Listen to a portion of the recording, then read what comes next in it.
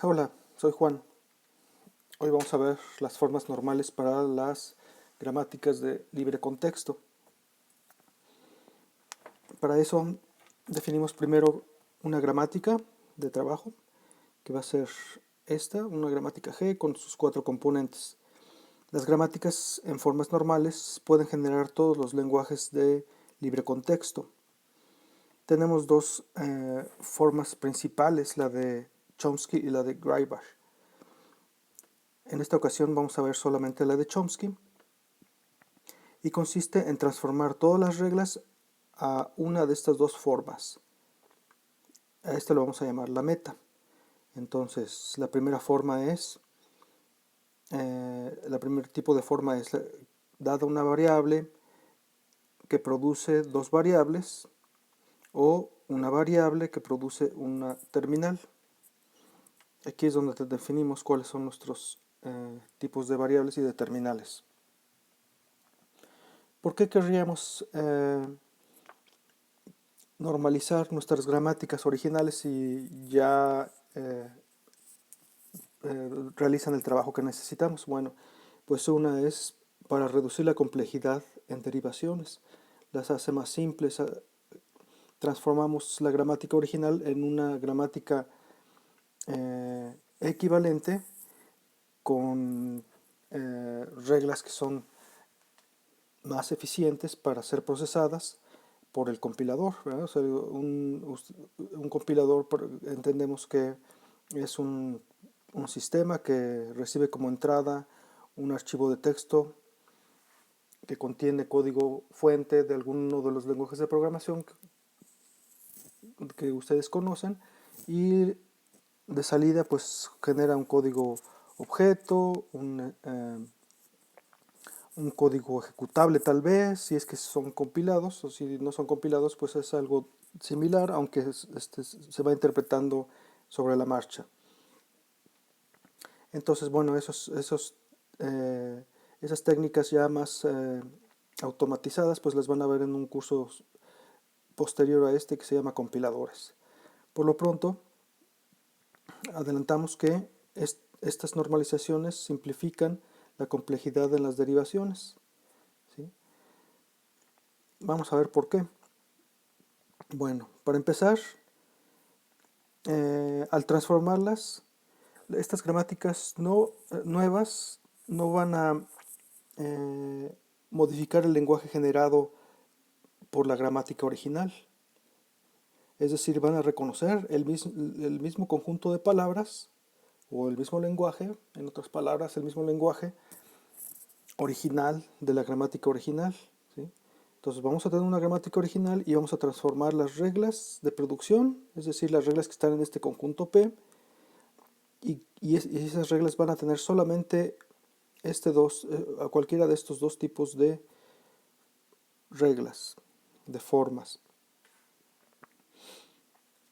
Bueno, entonces, para estas transformaciones tenemos 3 pasos principales, generales. Uno es transformación de producciones epsilon. Como se dan cuenta, en la meta pues no tenemos ningún tipo de reglas que produzca epsilon. Bueno, pues esas reglas que producen epsilon en una gramática original, pues las vamos a transformar en una gramática equivalente que no las contenga. El otro paso se llama transformación de producciones unitarias o reglas de encadenamiento. Se llaman unitarias porque en el cuerpo tienen una variable, una sola variable.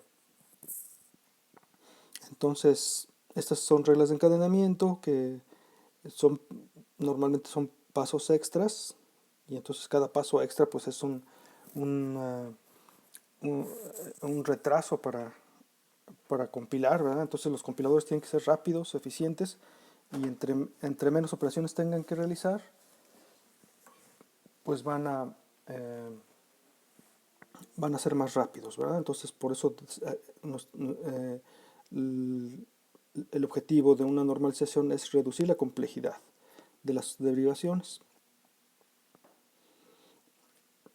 Tercer paso general es transformación de símbolos inútiles. Entonces, pues vamos a ver más adelante qué significan símbolos inútiles formalmente, pero Les adelanto que son símbolos que, como su nombre lo dice, pues no, eh, tal vez no son usados, son símbolos de más o son símbolos redundantes.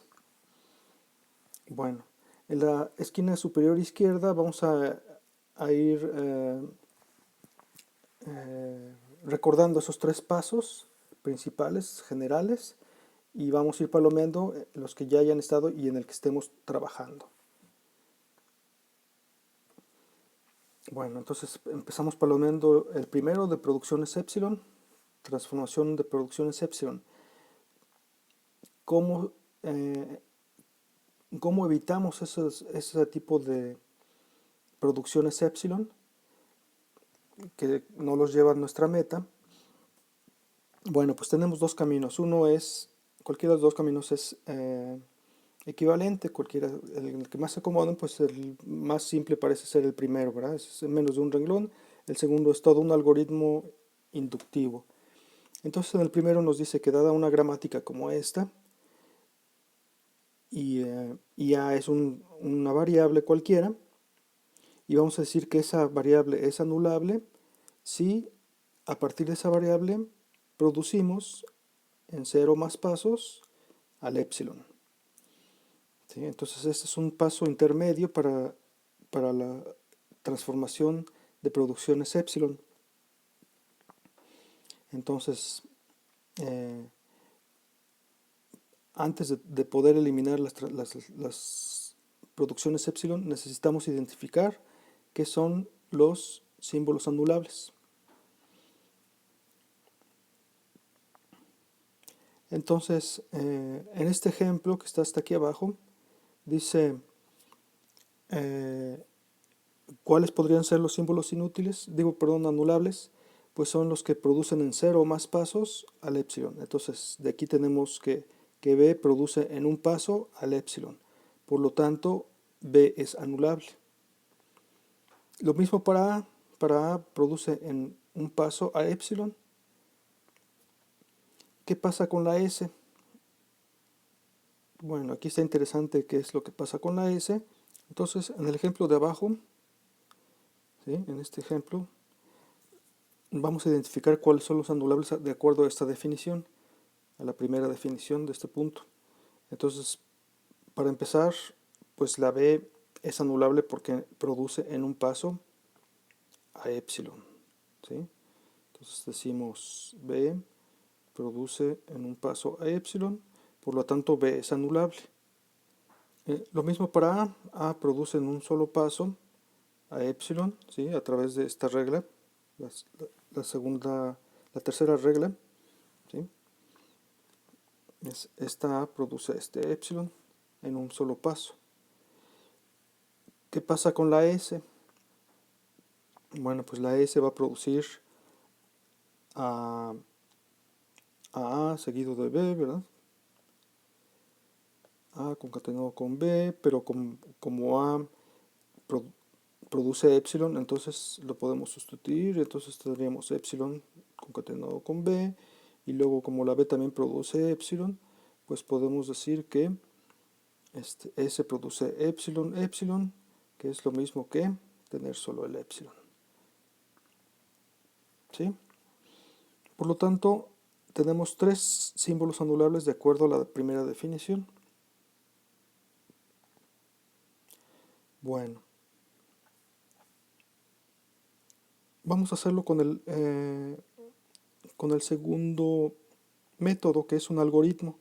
Dice, tenemos esa gramática G, que es de libre contexto.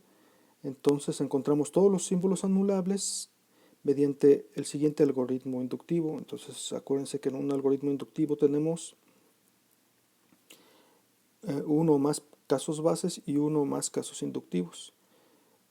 En este caso solamente es un solo caso base que dice que A, una variable A cualquiera, produce epsilon y entonces es una producción de G.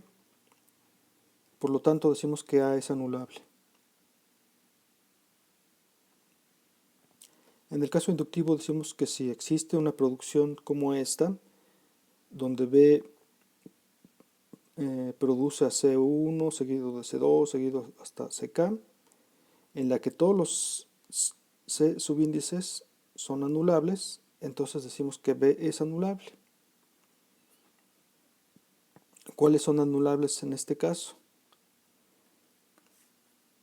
En este mismo ejemplo, empezar con el caso base, ¿verdad? Entonces decimos una variable cualquiera A produce epsilon.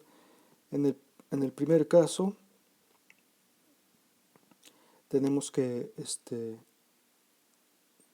B produce a epsilon, ¿verdad? B produce epsilon, entonces decimos que B es anulable. A produce epsilon, también A es anulable.